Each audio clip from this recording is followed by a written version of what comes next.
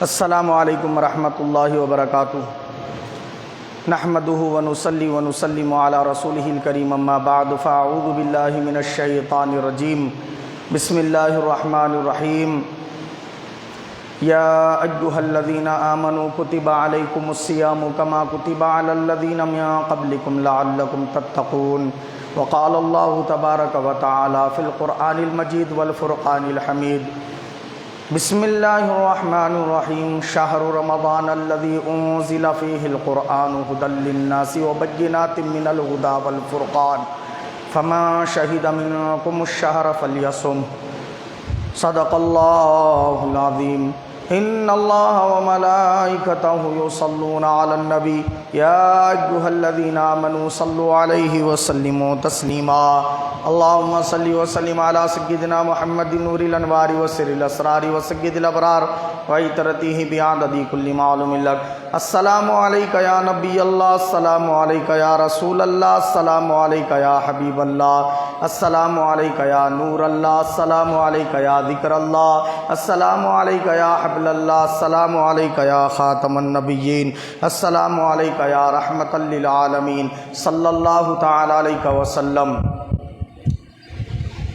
نہ دولت سے، نہ شہرت سے، نہ گھر آباد کرنے سے، نہ دولت سے، نہ شہرت سے، نہ گھر آباد کرنے سے تسلی دل کو ملتی ہے خدا کو یاد کرنے سے۔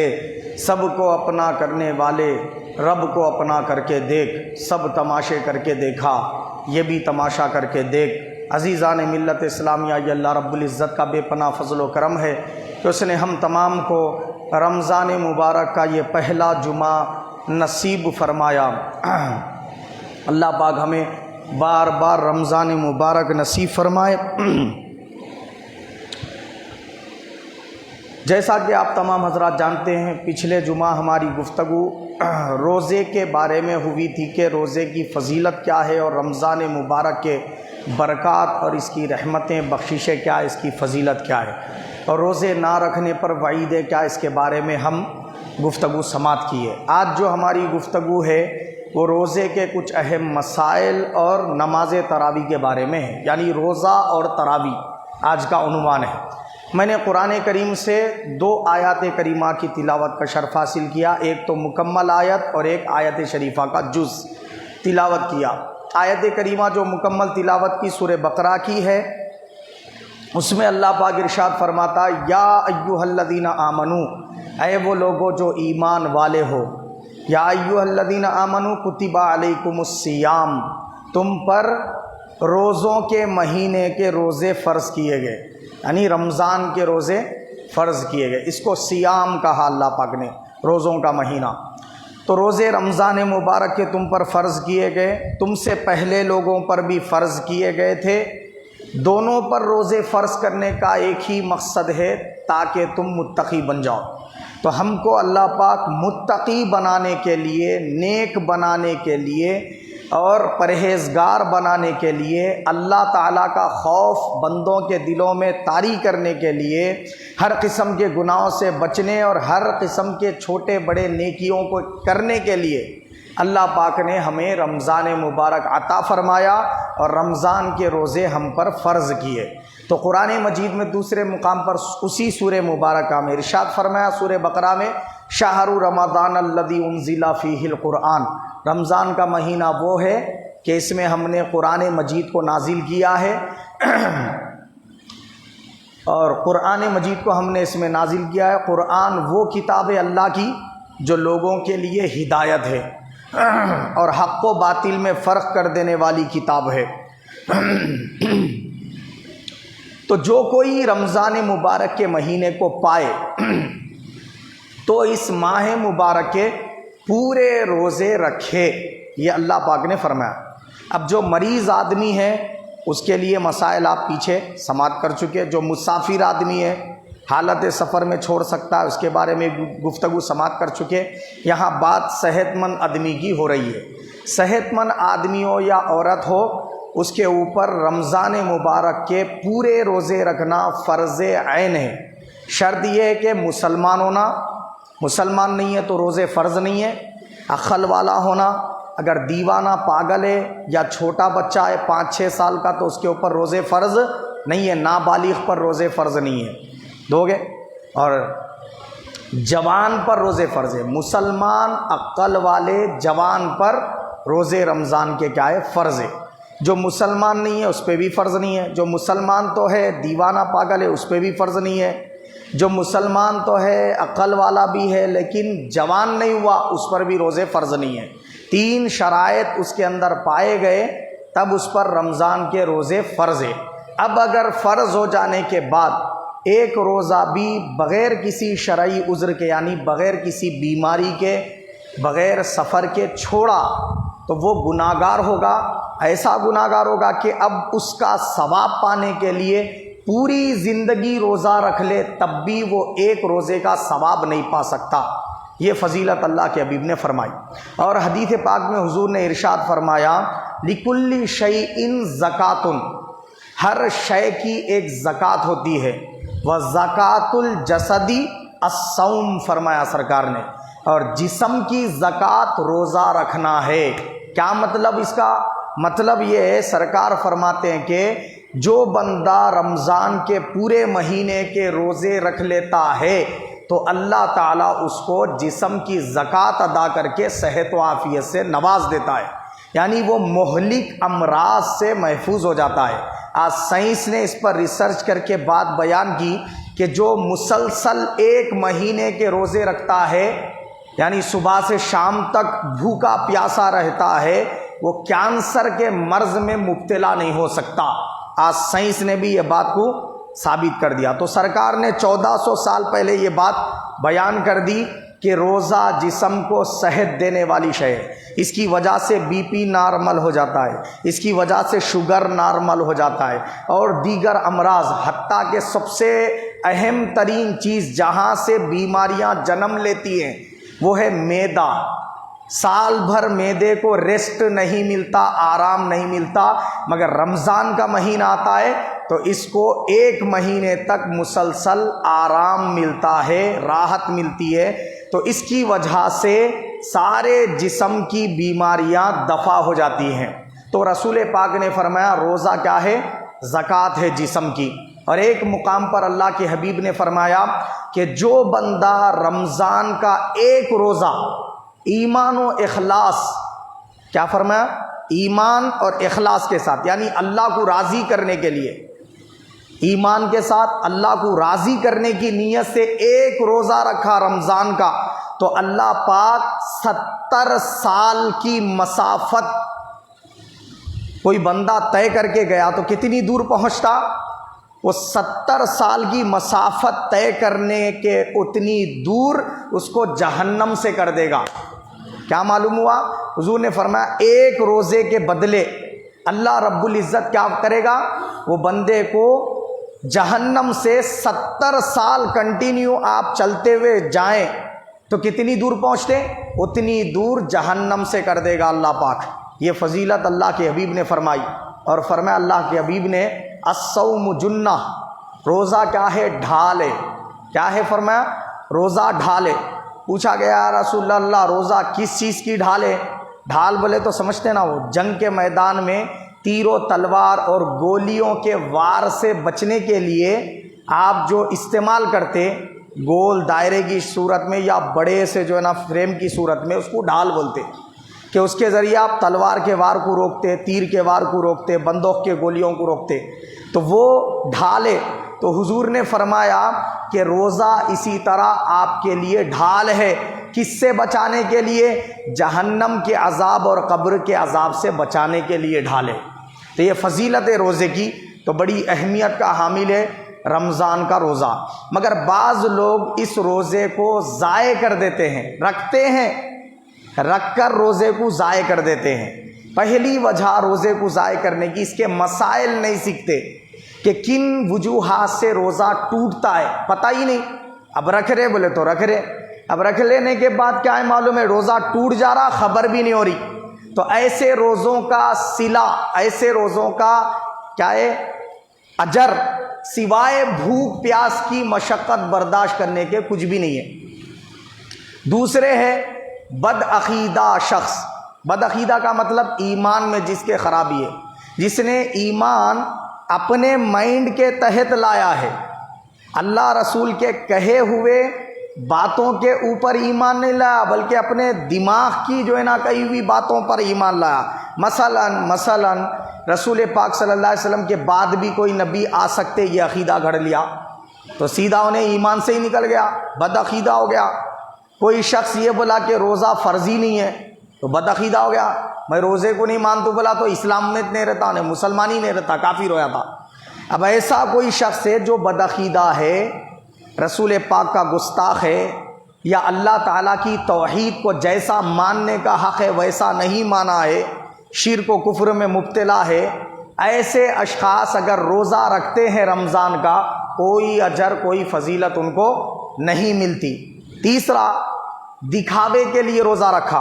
روزہ تو رکھا، سحر سے افطار تک کچھ کھایا پیا بھی نہیں، ٹوٹا بھی نہیں روزہ، مگر روزہ رکھا کیوں کہ لوگ جو ہے نا کیا ہے معلوم میری تعریف کریں، کیا روزے دار ہے بھائی، ایک روزہ نہیں چھوڑتا ہے نہیں، بولے پورے روزے ہوتے ہیں اس کے رمضان کے، لوگ تعریف کرنا بول کے روزے رکھ رہا، تو اس کے بھی روزوں کا اجر سوائے لوگوں کی تعریف کے کچھ بھی نہیں ہے. یہ جو کچھ فضیلت بتائی گئی احادیث میں، اگر وہ پانا چاہتے ہیں تو بد عقیدگی دور کرنی ہوگی، مسائل کو سیکھنا ہوگا، ریاکاری سے اپنے آپ کو بچانا ہوگا، تب جا کے آپ کا روزہ قبولیت کے قابل ہوتا.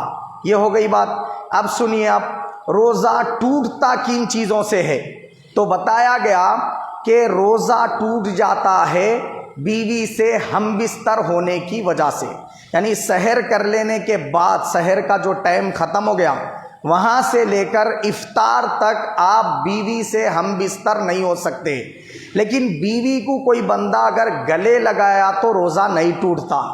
کوئی شخص اگر بیوی کا بوسہ لیا تو روزہ نہیں ٹوٹتا. لیکن بوسہ لینے پر بیوی کا تھوک اگر شوہر کے منہ میں آ جائے یا شوہر کا تھوک بیوی کے منہ میں آ جائے اور اس کو دونوں میں سے کوئی بھی نگل جائے تو اس صورت میں روزہ ٹوٹ جائے گا. بات سمجھ گئے آپ؟ لیکن گال پیشانی وغیرہ کا بوسہ لیا تو روزہ نہیں ٹوٹے گا. لبوں کا بھی لیا لیکن تھوک نہیں نگلا تو روزہ نہیں ٹوٹے گا. بیوی کے بازو میں سویا تب بھی روزہ نہیں ٹوٹے گا. لیکن بیوی سے اگر ہم بستر ہو گیا تب آپ کا روزہ ٹوٹ جائے گا. یہاں ایک بات اور ذہن نشین کر لیں، بیوی سے ہم بستر نہیں ہوا، کوئی بندہ گلے لگایا یا اس کا بوسہ دیا تو اب اس کی مزی نکلی.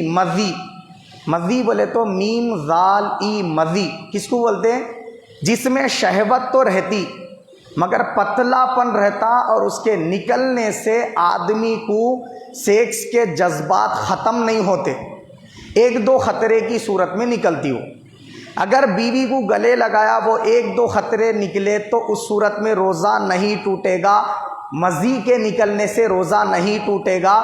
صرف شرمگاہ کو دھو لینا اور انہیں کیا ہے معلوم ہے وضو ٹوٹ جاتا، وضو بنا کے نماز تلاوت قرآن کر سکتا ہے. آگئی بات سمجھ میں؟ منی کے نکلنے سے روزہ ٹوٹ جاتا ہے. منی کب نکلتی؟ جب آپ بیوی سے ہم بستر ہوئے تو نکلتی. اس کے نکلنے میں پریشر رہتا اور وہ نکلنے کے بعد آدمی کے پورے جذبات سیکس کے ختم ہو جاتے، تب آپ کا روزہ ٹوٹ جاتا. دونوں میں فرق سمجھ میں آیا؟ مزی اور منی کا. مزی کے نکلنے سے وضو ٹوٹتا، روزہ نہیں ٹوٹتا، لیکن منی کے نکلنے سے روزہ ٹوٹ جاتا ہے. اچھا، یہ تو ہو گئی بیوی والی بات. یہ جاگتی حالت کی ہو رہی. آپ سو گئے تھے، نیند کی حالت میں آپ کو احتلام ہو گیا. اب نیند کی حالت میں منی نکل گئی تو اس کو بولتے احتلام ہونا. تو احتلام ہونے سے روزہ نہیں ٹوٹتا. اگر کوئی بندہ احتلام ہو گیا، مسئلہ معلوم نہیں تھا اور روزہ ٹوٹ گیا سمجھ کے کچھ کھا پی لیا، اب روزہ ٹوٹتا. لیکن احتلام کے ہونے سے روزہ نہیں ٹوٹتا. وہ بندہ کیا ہے غسل کر لینا، نمازاں وغیرہ ادا کر سکتا ہے، روزہ اس کا نہیں ٹوٹا. یہ بات ہو گئی. اب دوسرا ہے کوئی بھی چیز جان بوجھ کر پی لیا، پینے والی چیز جیسے پانی ہے शरबत है, चाय है, दूध है, कोई भी ऐसी मशरूब चीज़ पीने के काबिल, नारियल पानी है या कोई भी चीज़, उसको जो है ना क्या है पी लिया, इस तरह पिया कि उसको रोज़ा रहना याद है और याद रखते हुए पीना बोल के पिया, अब उसका रोज़ा टूट जाएगा। अगर कोई बंदा भूल गया था, उसको ये याद नहीं था मैं रोज़े से हूँ, प्यास लग रही बोल के आया, सीधा रमजान में से पानी ले लिया, पी लिया, पी लेने के बाद याद आया अरे मैं रोज़ा था, तो अब रोज़ा नहीं टूटा उसका। लेकिन अगर टूट गया समझ के फिर दोबारा पिया, अब टूटता रोज़ा। बात समझ गए? अल्लाह के हबीब ने हदीस पाक में फरमाया, जो बंदा भूल कर कुछ खा पी ले और बाद में उसे याद आए मैं कुछ खा पी लिया बोल के, तो परेशान ना हो, उसका रोज़ा अभी बाकी है, क्योंकि भूल के जो उन्हें खा पी लिया वो अल्लाह ने उसको भुलाकर खिला पिला दिया, रोज़ा अभी बरकरार है बोले सरकार, समझ गए? मगर इरादे के साथ खा पी लिए तब रोज़ा टूट जाता, तब रोज़ा टूट जाता। जैसे छोटे बच्चे ने रोज़ा रख लिया, 5 साल का बच्चा है, 6 साल का बच्चा है, 7 साल का बच्चा है, अब वो रोज़ा रख लिया, बहुत गर्मी की शिद्दत है, प्यास बहुत ज़्यादा लग रही, और उन्हें क्या है मालूम है, भूल गया मैं रोज़े से हूँ बोल के। आपको ये मालूम है उन्हें रोज़े से है, और उन्हें जाके पानी पी ले रहा, याद नहीं है उसको अब रोज़ा है बोल के, तो हुजूर पाक सल्लल्लाहु अलैहि वसल्लम फरमाए उसको पी लेने दो, रोको मत। कोई ऐसा आदमी है बिल्कुल दुबला पतला है, अब उन्हें रोज़ा रखा तो शाम तक और बहुत निढाल हो जाता, उन्हें भूल के पानी पी ले रहा या भूल के कुछ खा ले रहा, तो हुजूर फरमाया उसको ये मत बोलो कि तुम रोज़े से बोल के, उसको खा लेने पी लेने दो। जो भी खा पी लिया उन्हें भूल के खाया पिया ना, रोज़ा नहीं टूटा उसका, और बाद में उसको जैसे ही याद आ गया अब नहीं खाना उन्हें, अब अगर मुंह में है सो चीज़ को थूक देना, निगला तो रोज़ा टूट जाता। भूल के मुंह में डाल लिया था, अभी निगला नहीं था, रोज़ा रहना याद आ गया, तो निगलना नहीं, थूक देना, अगर निगला तो रोज़ा टूट जाता। ये बात ज़हन नशीन कर ले। और क्या है, कोई भी चीज़ खाया पिया तो सूरत में रोज़ा उसका टूट जाता।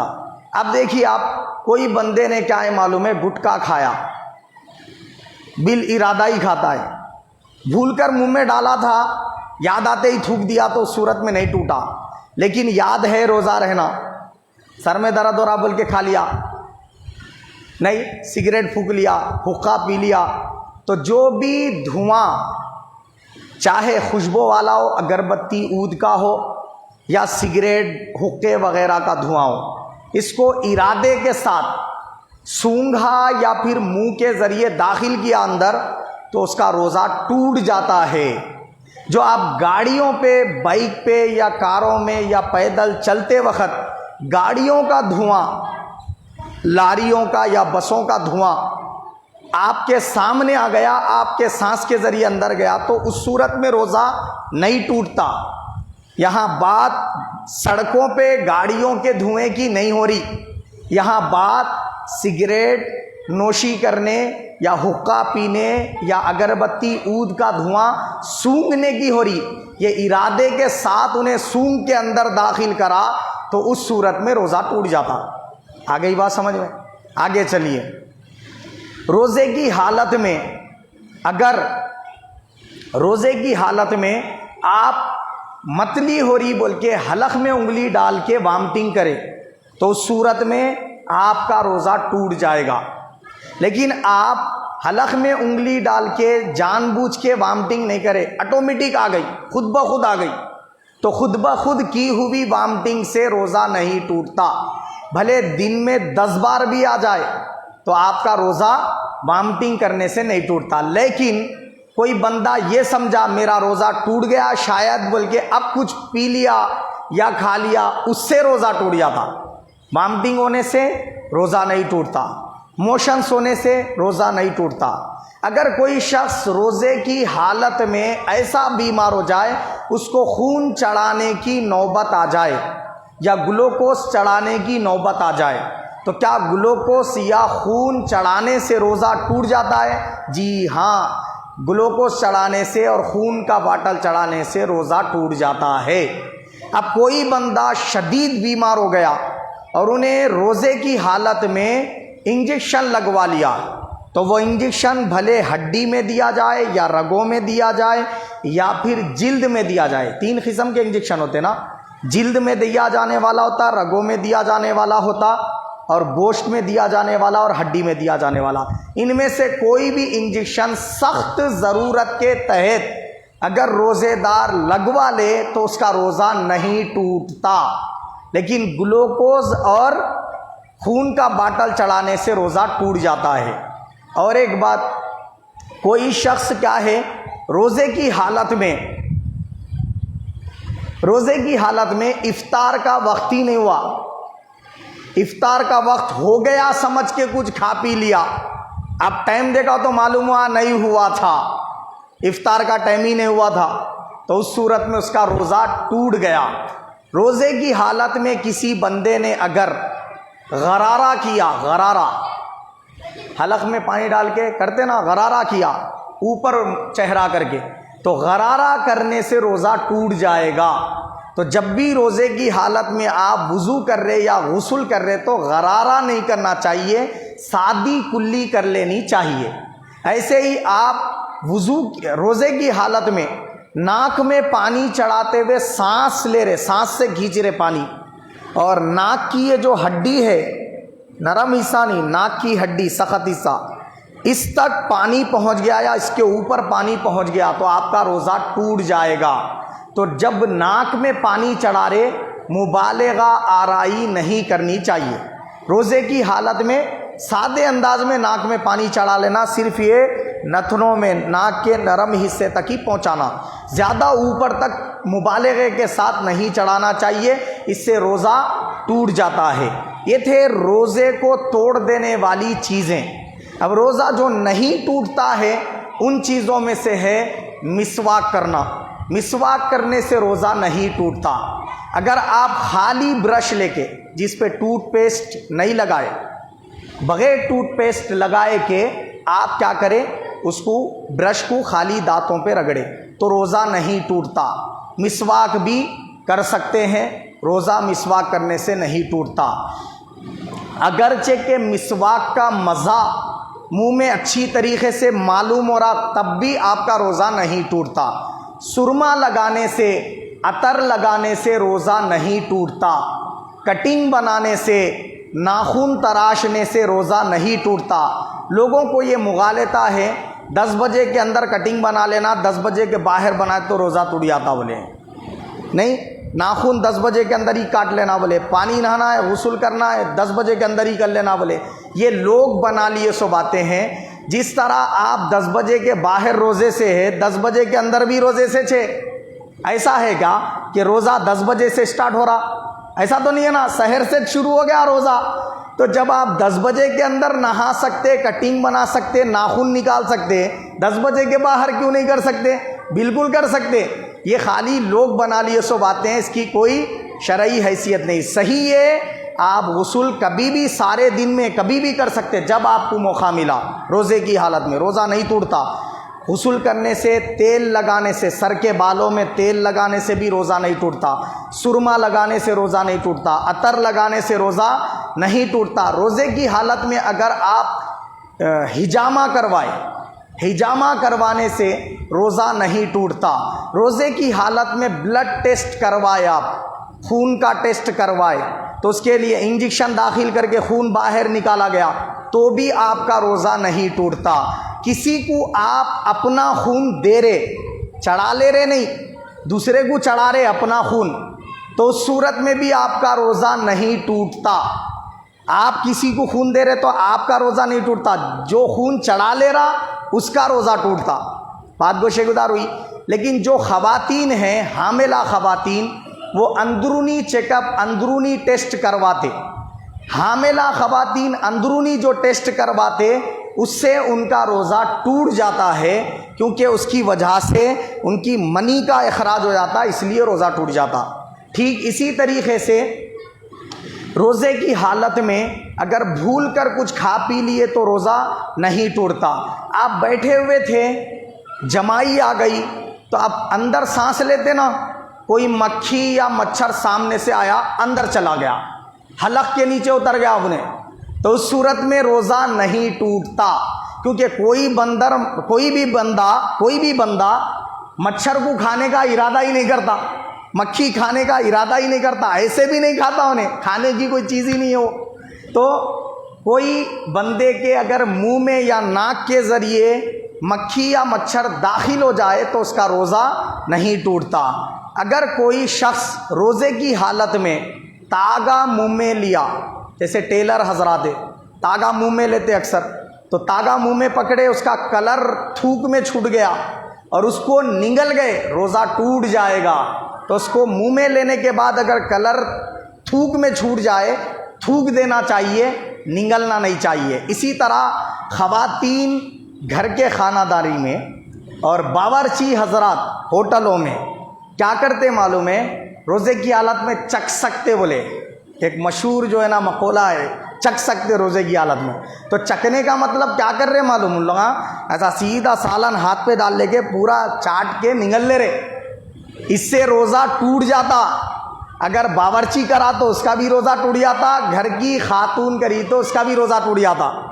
یہ چکھنے کی جو اجازت ہے وہ صرف اتنی ہے، چکھ سکتے، مگر چکھنا کس کو بولتے ہیں پہلے اس کو سمجھنا چاہیے کہ ذرا سا انگلی آپ کیا کریں، سالن سے ٹچ کریں اور زبان کے اوپر رکھے، لگاتے ساتھی آپ کو مزہ معلوم ہو گیا کیسا ہے، اب اس کو آپ تھوک دینا، پھر نگلنا نہیں۔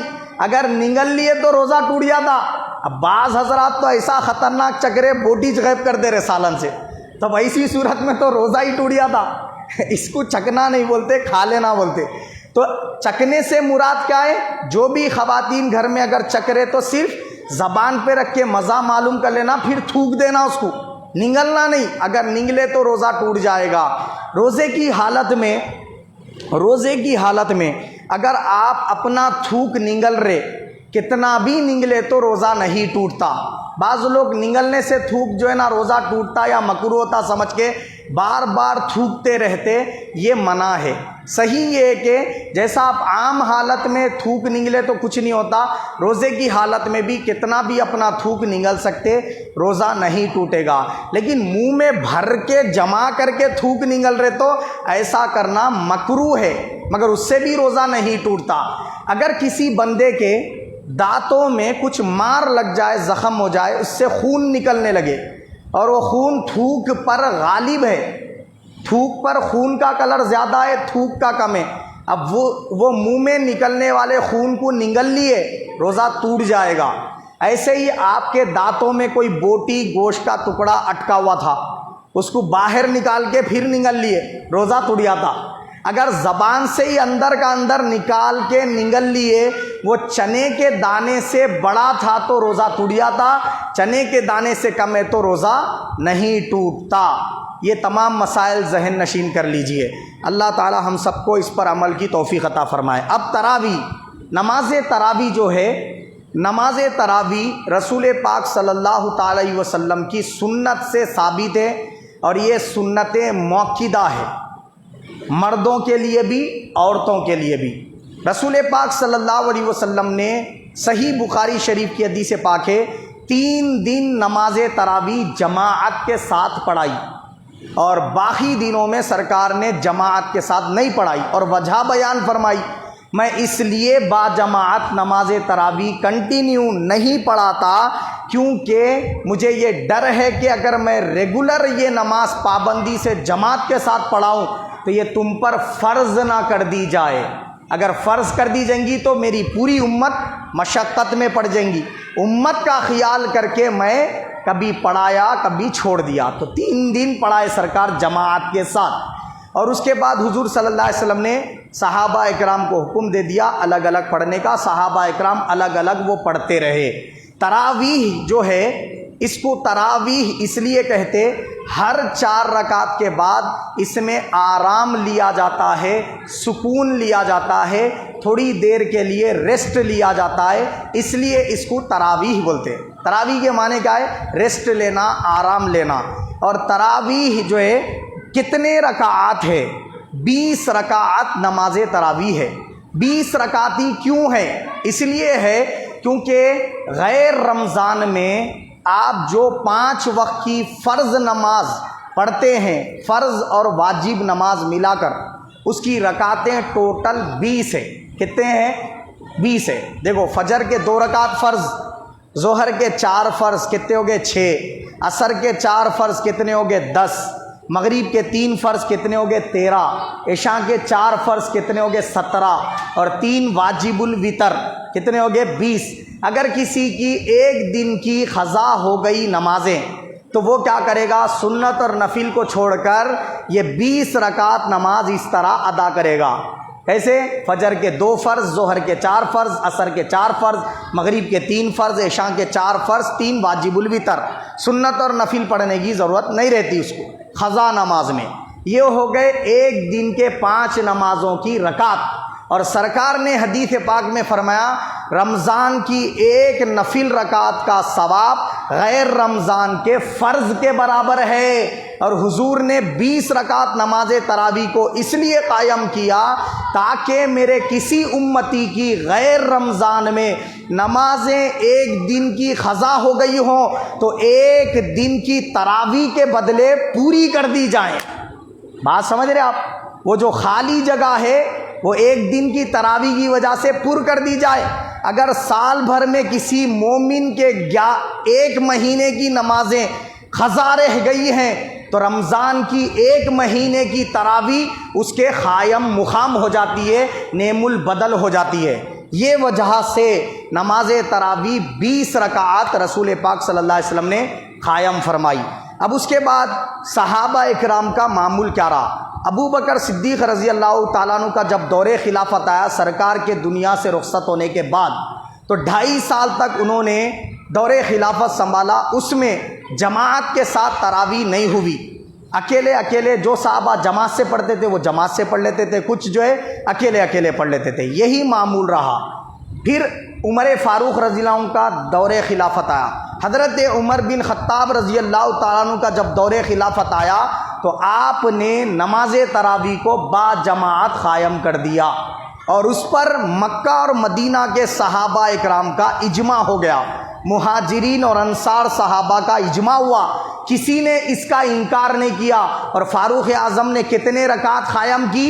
20 رکعت نماز تراویح، 3 رکعت واجب الوتر کے ساتھ قائم فرمائی۔ اب اس کے بعد کیا ہوا؟ عثمان غنی رضی اللہ تعالیٰ عنہ کا جو دور خلافت رہا 12 سال، اس میں بھی یہی معمول رہا۔ مولا علی شیر خدا کا دور خلافت رہا 4.25 سال، آپ کے دور خلافت میں بھی یہی رہا۔ ائمہ اہل بیت نے 20 رکعت ہی نماز تراویح پڑھی۔ اس کے بعد ساری دنیا میں مانے جانے والے 4 امام، امام اعظم ابو حنیفہ، امام شافعی، امام احمد بن حنبل، امام مالک، چاروں میں سے کسی ایک امام کا بھی اس بارے میں اختلاف نہیں۔ چاروں نے کہا ہم نے 20 رکعت نماز تراویح پر ہی امت مسلمہ کی اکثریت کو پایا۔ چاروں کا بھی یہی فتویٰ ہے۔ اچھا، اب جو غیر مخلدین ہیں، جو ان 4 اماموں کو نہیں مانتے، 4 اماموں کو نہیں مانتے اور کہتے ہیں 8 رکعت نماز تراویح ہے، ان کے لیے ایک حوالہ علامہ ابن تیمیہ، ان کے مشہور و معروف کیا ہے؟ مولانا ہیں، جو سارے عرب کنٹریز میں مانے جاتے اور اہل حدیث کے یہاں سب سے زیادہ معتبر ہے۔ کیا نام کہا میں نے؟ علامہ ابن تیمیہ۔ ان کی لکھی کتاب ہے علامہ ابن تیمیہ کی مجموع الفتاوی۔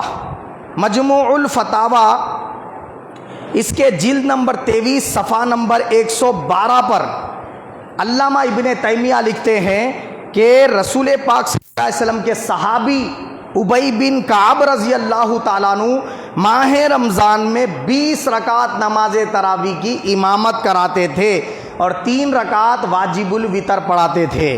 لہٰذا بہت سارے علماء، کیا کہہ رہے؟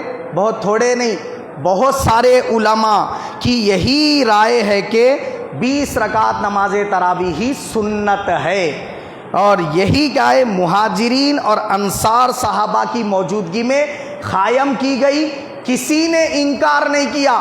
کون بول رہے ہیں؟ علامہ ابن تیمیہ بول رہے ہیں۔ تو کم از کم کیا ہے؟ اپنے ہی علماء کی کتابوں کو اٹھا کر دیکھیں کہ 11 رکعت ہے یا 20 رکعت ہے۔ وَهُوَ الَّذِي يَعْمَلُ بِهِ أَكْثَرُ الْمُسْلِمِينَ، مجموع الفتاوی کے اندر جلد 23 صفحہ 112 پر علامہ ابن تیمیہ لکھتے ہیں، کیا لکھتے ہیں؟ وَهُوَ الَّذِي يَعْمَلُ بِهِ اکثر المسلمین، 20 رکعت نماز تراویح کا ادا کرنا اکثر مسلمانوں کا عمل ہے۔ اور امام شافعی فرماتے ہیں کہ میں نے مکہ اور مدینہ میں 20 رکعت نماز تراویح پر امت کو پایا۔ اور جو ہے نا کیا ہے، حضرت امام مالک فرماتے ہیں 20 رکعت نماز تراویح پر میں نے رسول پاک صلی اللہ علیہ وسلم کی امت کو مکہ اور مدینہ میں پایا۔ تو معلوم یہ ہوا کہ 20 رکعت نماز تراویح ہی کیا ہے، صحیح ہے۔ ایک حدیث پاک بخاری شریف میں اصل میں جھگڑا یہ کیوں پیدا ہوا معلوم؟ امام بخاری رحمۃ اللہ علیہ نے اپنی کتاب کے اندر ایک لیسن کا نام لکھا۔ کیا نام لکھا؟ کیا نام لکھا؟ تہجد اور تراویح کا باب، باب التہجدی والتراویح۔ تو تراویح اور تہجد کا باب۔ اب اس میں ایک حدیث لائے ام المومنین عائشہ صدیقہ رضی اللہ تعالیٰ عنہ سے، روایت ہے، ایک صحابی نے آ کر سوال کیا، یا رسول اے ام المومنین عائشہ صدیقہ رضی اللہ عنہ، رسول پاک رمضان اور غیر رمضان میں رات میں کتنے رکعتیں پڑھتے تھے؟ سوال کیا ہو رہا؟ سرکار رمضان غیر رمضان میں کتنے رکعتیں رات میں ادا کرتے تھے؟ تو ام المومنین سمجھ گئے یہ تہجد کی بات پوچھ رہا، کیونکہ تراویح رمضان میں ہوتی، غیر رمضان میں تراویح نہیں ہوتی، غیر رمضان میں صرف تہجد ہوتی۔ پوچھنے والا تہجد کا سوال کر رہا اور ام المومنین عائشہ صدیقہ رضی اللہ تعالیٰ عنہ اس کو جواب دے رہے، سرکار رمضان غیر رمضان میں 8 رکعت اکثر پڑھا کرتے تھے اور 3 رکعت وتر۔ سرکار کا معمول تھا تہجد کی نماز کے بعد واجب الوتر کی نماز ادا کرتے تھے سرکار۔ تو رمضان میں بھی یہ معمول تھا حضور کا، غیر رمضان میں بھی۔ تو یہ بات ہو رہی تہجد کی نماز کی، اس کو تراویح قرار دے دینا یہ جہالت ہے۔ اچھا، اگر تراویح تہجد ہے اور تہجد ہی تراویح ہے، پھر یہ 4 بجے رات کو تہجد کی اذان کہیں کو دے رہے بھائی؟ غور کرنے والی بات ہے۔ 8 رکعت تو تراویح پڑھ لی ہے نا، پھر تہجد کی اذان کہیں کو دے رہے؟ پھر تہجد کی اذان الگ دی جا رہی۔ تو معلوم یہ ہوا انہوں خود ان کے فتوے پہ مطمئن نہیں ہے کہ 8 رکعت ہے گی 20 رکعت دے گی، کشمکش کا شکار ہے، تبھی تو 8 پڑھ لے رہے جماعت کے ساتھ اور تہجد کے لیے الگ اذان دے رہے۔ تو تہجد الگ نماز ہے، تراویح الگ نماز ہے۔ اب آخری باتیں عرض کر رہا ہوں وہ یہ کہ بہت سارے حضرات کیا کر رہے، نماز تراویح کو چھوڑ دے رہے، خالی 10 شبی شبینہ پڑھ لے گے، 5 شبی شبینہ پڑھ لے رہے، 3 شبی شبینہ پڑھ لے رہے۔ ایک شبی شبینہ پڑھنا تو درست ہی نہیں ہے، ایک شبی شبینہ پڑھنا درست نہیں ہے۔ ایک صحابی نے آ کر حضور سے عرض کیا، یا رسول اللہ میں روز ایک قرآن شریف ختم کرتا ہوں۔ سرکار فرمائے تجھ پر تیری جان کا بھی حق ہے، بیوی بچوں کا بھی حق ہے، کاروبار کرنا بھی ہے، کمانا بھی ہے، سب کاما کیسا کرتا پھر، لہذا تیرے لیے لازم ہے تو کیا کر، مہینے میں ایک قرآن ختم کر۔ بولے سرکار، وہ بولے یا رسول اللہ میں اس کی طاقت رکھتا ہوں زیادہ پڑھنے کی۔ سرکار فرمایا 20 دن میں ختم کر۔ انہوں بہت اصرار کرے، یا رسول اللہ اور چانس دے دیجیے، اور کچھ تو بھی بڑھا دیجیے، میں اور زیادہ ختم کر دوں۔ سرکار فرمائے 7 دن بس ختم، اس سے زیادہ کی اجازت نہیں دیتا۔ بولے زیادہ سے زیادہ 7 دن میں ایک قرآن ختم کر، بولے 7 ڈیز میں۔